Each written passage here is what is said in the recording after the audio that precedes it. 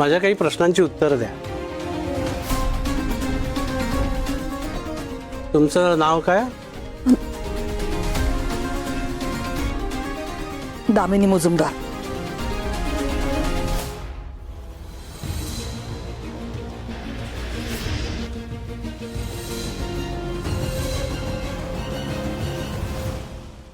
Everything seems normal.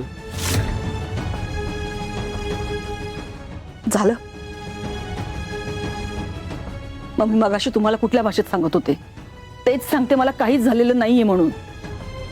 होय. आणि हा आई, तुला ती बाई दिसत होती त्याचं काय?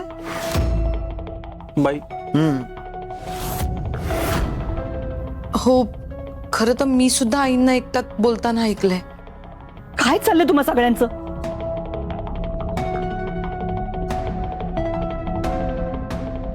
का सगळ्यांनी ठरवलंच की मी वेडी आहे म्हणून?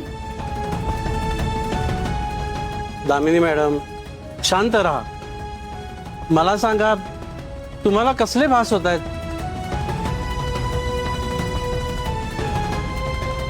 असं सांगता नाही येणार, पण मला गेल्या काही दिवसांपासून या घरामध्ये एक बाई दिसते, झोपते.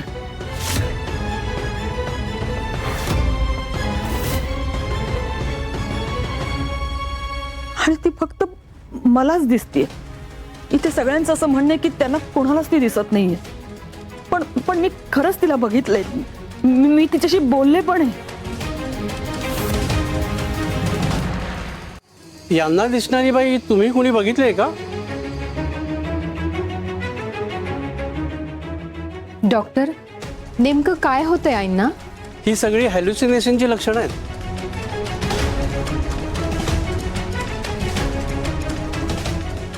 ब्रेन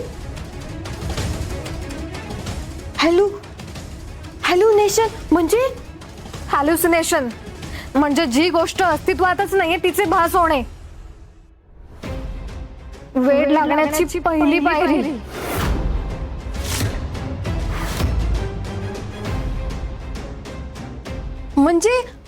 म्हणजे यांना पण शॉक देणार?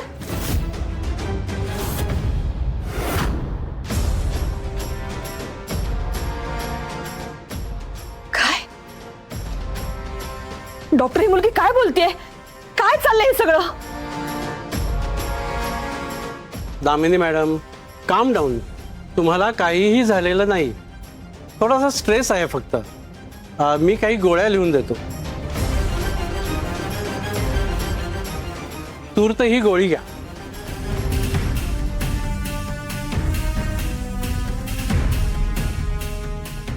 झोपेची गोळी आहे. आपली झोप जरी पूर्ण झाली नाही ना तरी त्रास होतो. ही गोळी घ्या म्हणजे तुम्हाला शांत झोप लागेल. घ्या.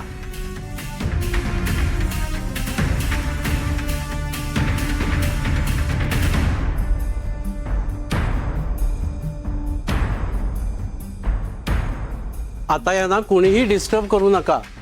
त्यांचं मन शांत झालं की बरं वाटेल त्यांना. Damini madam, take some rest. आई, तू आराम कर. आणि काही जर लागलं ना तर मला लगेच आवाज दे. मी बाहेरच आहे. तुझा मोबाईल कुठे आहे?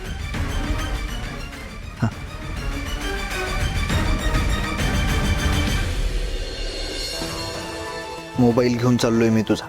आता मेसेज नाही, कॉल नाही, काहीच नाही. फक्त आराम करायचा, काम वगैरे काहीच नाही.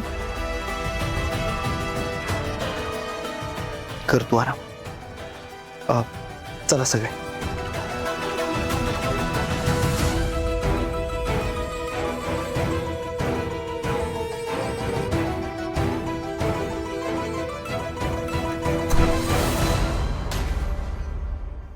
बरं झालं आईचा मोबाईल घेऊन आलो. आता तरी शांत झोप लागेल तिला.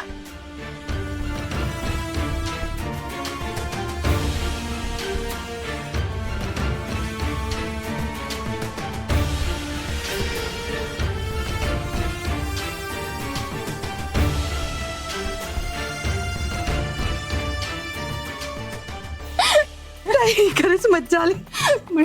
आणि खरं सांगू म्हणजे असं कोणाबद्दल बोलू नये हा, पण आईंची अशी भेदरलेली अवस्था पाहून ना मला खूप आनंद झालाय. मला सुद्धा. म्हणजे नेहमी आपल्याला पायाखाली ठेवतात ना, पण आता बघा त्यांनाच काही सुचत नव्हतं.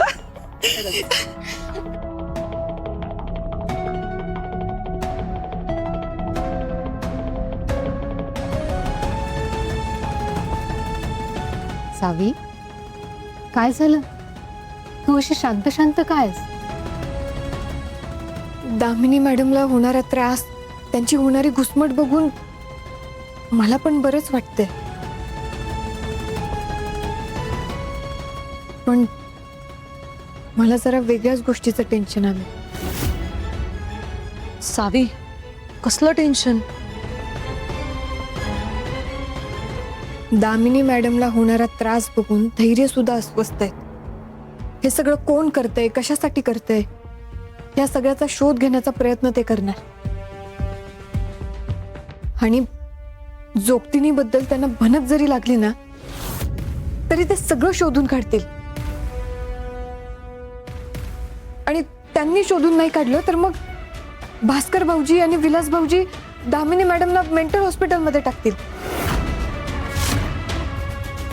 आणि तसं जर झालं ना तर मग दामिनी मॅडमचं सत्य आपण जगासमोर नाही आणू शकत. आणि मग दामिनी मॅडमना त्यांच्या गुन्ह्याची शिक्षा कधीच देता येणार नाही. खरंय ग सावी, आपण तर दोन्हीकडनंच अडकलो. पण मग आता आपण काय करायचं? आईंना अडकवण्याचं काहीतरी मार्ग असेल ना सावी? नाही वहिनी, अहो म्हणून तर त्या जोगतिनीचा आधार घ्यावा लागत होता. सावी, खरंच आपल्याकडे दुसरा कुठलाच मार्ग नाहीये का?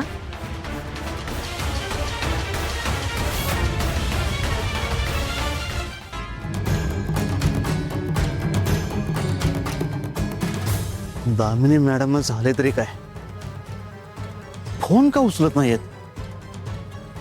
काय झालं असेल?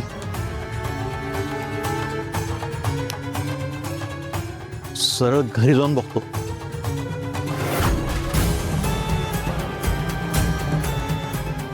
थाकलं मालक घरात असताना, उगाच संशय आला नको. अजून एकदा फोन करूनच बघू. नाही वहिनी, आपण दामिनी मॅडमच्या विरोधात पुरावे गोळा करण्याचा हर तऱ्हेने प्रयत्न केला. त्या गाडीवाल्याला शोधलं, त्याच्या बायकोपर्यंत पोहोचलो. ती पण आता कुठेतरी गायब झाली. सुधाकर काका कुठे आहेत त्यांचं पण काहीच कळत नाहीये. दामिनी मॅडमच्या तोंडून त्यांचा गुन्हा कबूल करून घेणं हा एकच पर्याय आहे आपल्याकडे.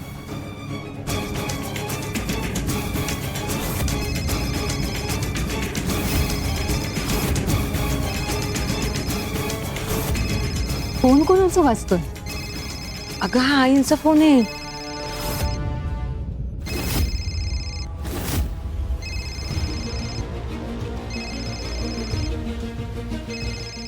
दामिनी मॅडमचा फोन.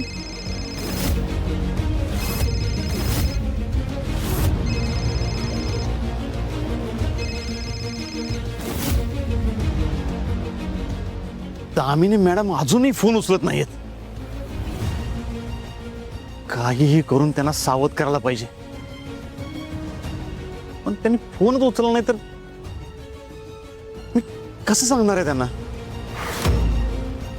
काय घडलं असेल नक्की?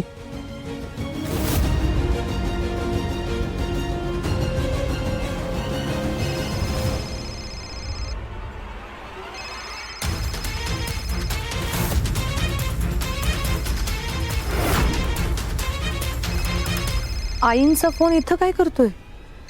मगाशी धैर्यानेच घेतला होता. त्यांना आराम करायचा होता ना, म्हणून त्यांच्याकडनं काढून घेतला. सावी, मगाचपासून फोन वाजतोय, उचलून बघायचं काय? नाही, नको नको नीता, उगाच नसत्या भानगडीत नको पडायला आपण. हो ताई. वहिनी, कदाचित आपल्याला पुरावा मिळू शकतो.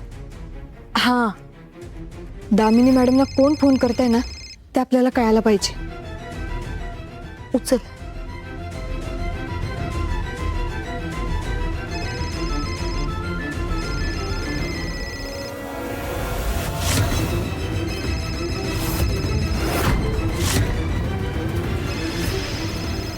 काय ग, कोणाचा फोन आहे? नाना. नाना? अहो मॅडम, हॅलो, कुठं आहे तुम्ही? अहो, कालपासून तुम्हाला फोन करतोय, एक महत्वाची बातमी द्यायची होती.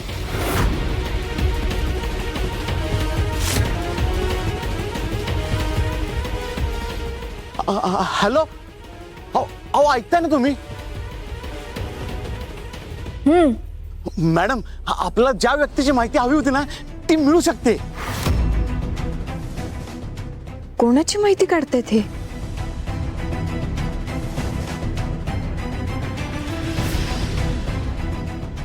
Hello hello hello hello madam, hello hello hello madam, ऐकू येतं ना? हॅलो सावी,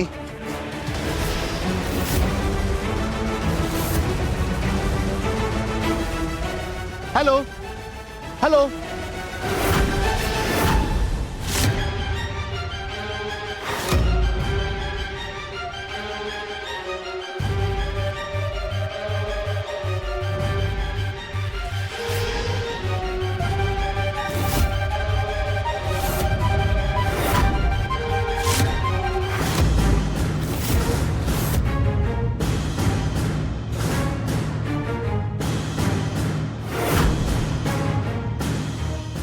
काय चाललंय तुझं? तुला किती वेळा सांगितलंय मी, मला दुसऱ्याच्या मोबाईलला हात लावलेला अजिबात आवडत नाही. तरी का असं वागतेस बरं? आता परत मी सांगितल्यावर जर तू ऐकलं नाहीस ना, तर मी बोलणारच नाही तुझ्याशी. आईचा मोबाईल घ्यायची काय गरज होती? सुटला हातातून, पडला, फुटला तर काय करणार? मग आई चिडेल ना. चलते इकडे फोन.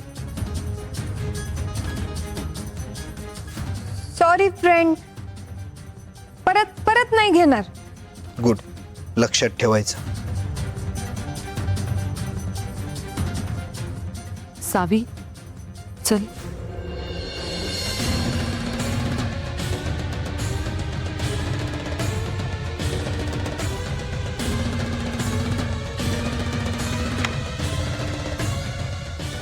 का असं होतंय?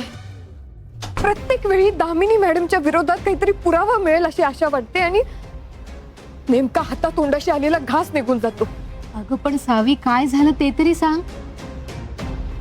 वहिनी, दामिनी मॅडमनी नानांना कुणाची तरी माहिती काढायला लावली. त्यांना आपल्यावर संशय आला असेल आणि त्यांनी आपलीच माहिती काढायला सांगितली असेल तर?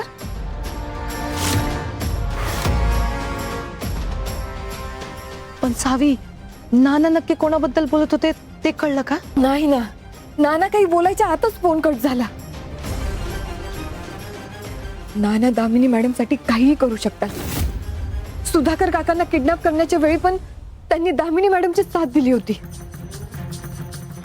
अगं मग एक काम करू शकतोय की आपण नानांकडूनच माहिती काढली तर? नाही, मला नाही वाटत की नाना दामिनी मॅडमच्या विरोधात काही बोलतील. दामिनी मॅडमना रंगे हात पकडणं हा एकच ऑप्शन आहे आपल्याकडे. आणि त्यासाठी दामिनी मॅडमच्या तोंडून त्यांचा गुन्हा कबूल करून घ्यावा लागेल. अगं पण हे करायचं कसं?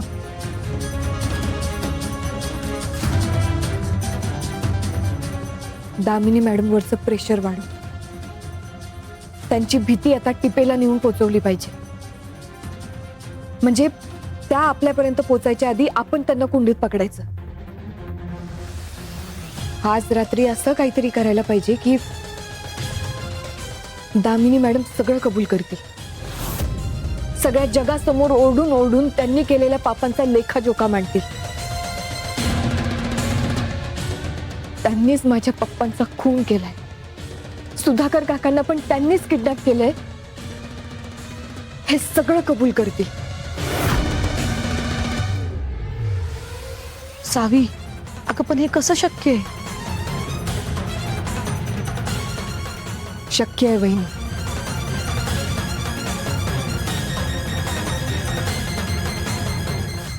आज रात्री दामिनी मॅडमनी केलेल्या गुन्ह्यांचा हिशोब मांडायचा. आजची रात्र दामिनी मॅडम उभ्या आयुष्यात विसरणार नाही याची सगळी तयारी करून ठेवायची. आता दामिनी मॅडमचं सत्य सगळ्या जगासमोर आलंच पाहिजे.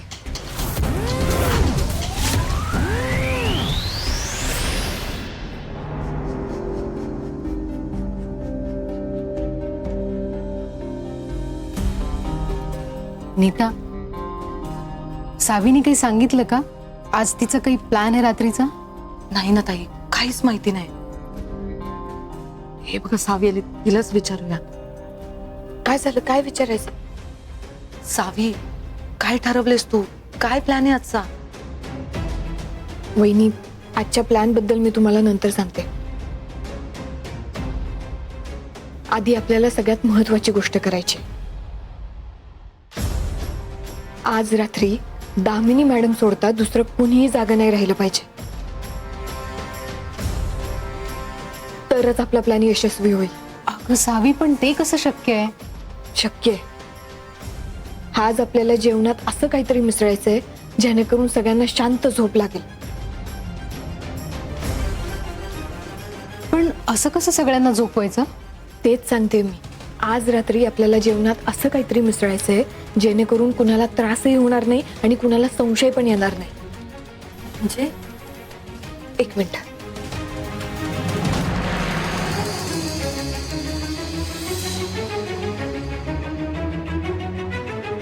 आज आपल्याला जेवणात हे मिसळायचंय: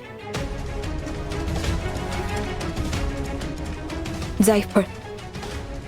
जायफळाने कुणाला काही त्रास पण होणार नाही आणि कुणाला संशय पण येणार नाही.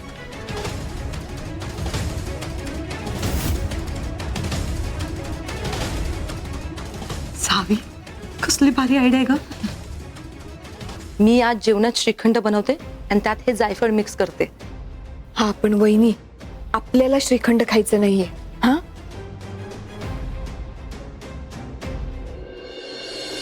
भाऊजी, आज श्रीखंड केलंय बरं का. अरे वा, श्रीखंड बनवलंय. ते तर आईला लय आवडतं. पण आई कुठे आहे? आले.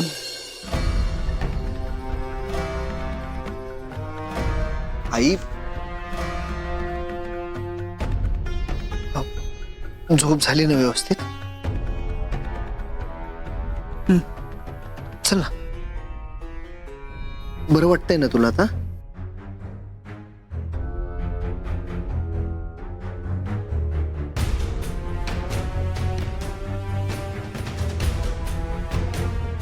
वहिनी, वाढा. आई, तुम्हाला बरं वाटत नाहीये ना? म्हणून आज खास तुमच्या आवडीचा सगळा बेत केलाय. आणि हे बघा, श्रीखंड पण केले.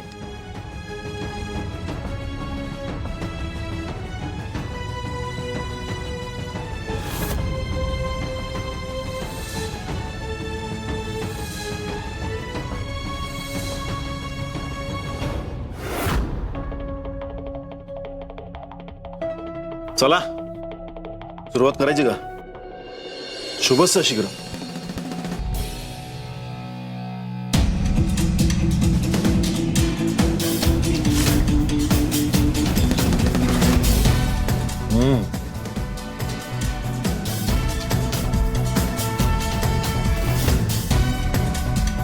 वा, छान झालाय श्रीखंड. अजून दे की.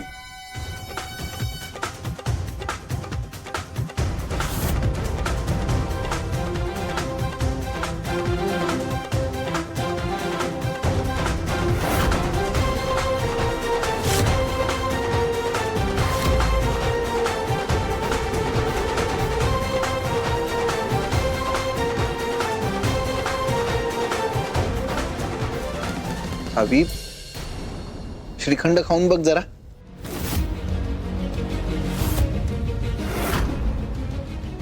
नको, मला नको.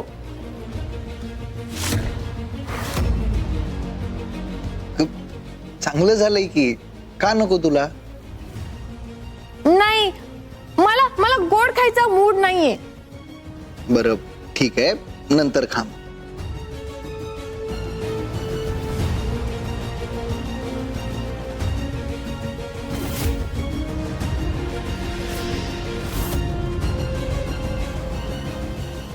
दामिनी मॅडम, अहो तुमची स्पेशल खातिरदारी करायची म्हणून तर हा बेत केलाय. आता रात्री अजून स्पेशल खातिरदारी होणार आहे तुमची.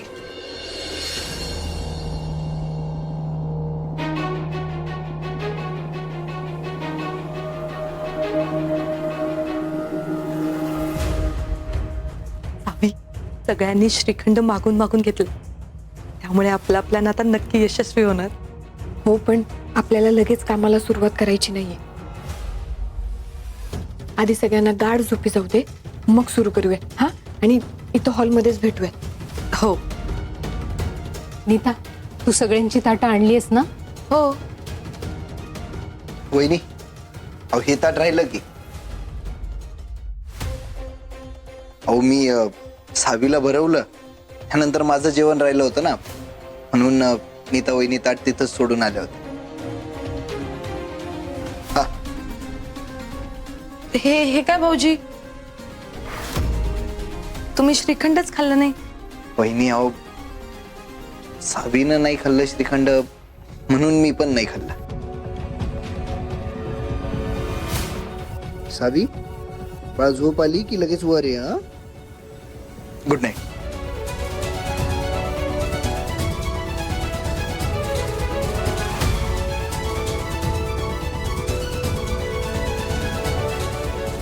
सावी, आता काय करायचं? धैर्य माझ्याशिवाय श्रीखंड खाणार नाहीत, माझ्या लक्षातच आलं नाही. आता मलाच श्रीखंड खावं लागणार आहे.